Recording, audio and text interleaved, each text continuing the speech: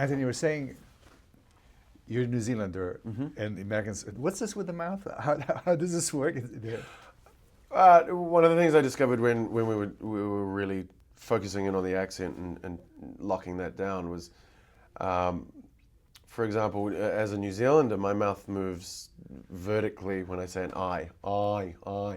And then Americans go I. It's more of an A almost. So, my whole jaw is moving up when it should be going sideways. It can be quite confusing.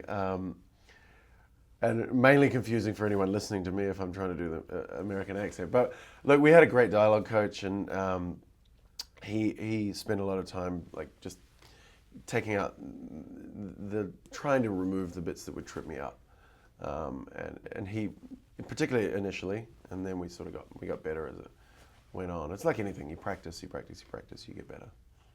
So, what is this show about? The show's Banshee is.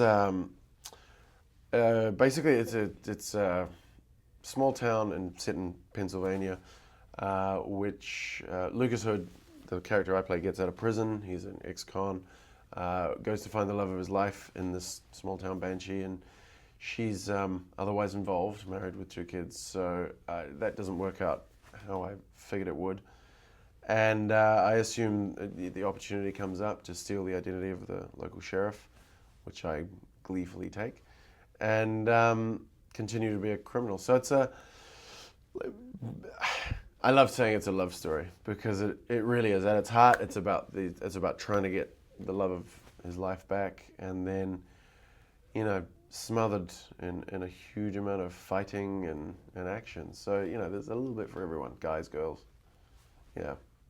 Now, this Banshee is a wonderfully corrupt place. Beautifully corrupt, yeah. Tell us about the corruption of this town.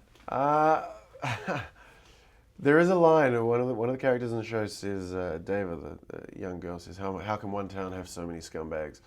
Which is a fair judgment. There's so many bad people concentrated in this one town, which is and then we've got the Amish as a backdrop as well. It's an interesting juxtaposition socially. There is so many scumbags that are either in the town or come to the town. And in the beginning, Lucas Hood could probably be called one of those scumbags. Someone that's just got out of prison and has a pretty violent way of looking at the world.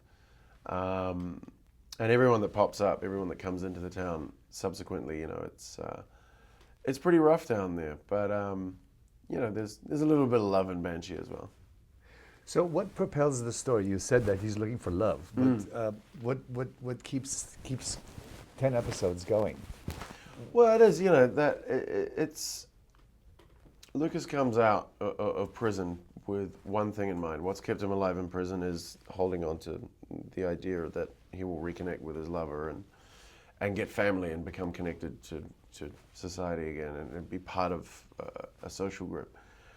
And I think it's that drive, that desire is so strong in all of us. We all want to be part of something. We all want family. That's a basic human need, is to be connected to other humans. And that's really what drives this guy, specifically one human being. And for him, there is nothing else. There is only her. He's given up everything else for her.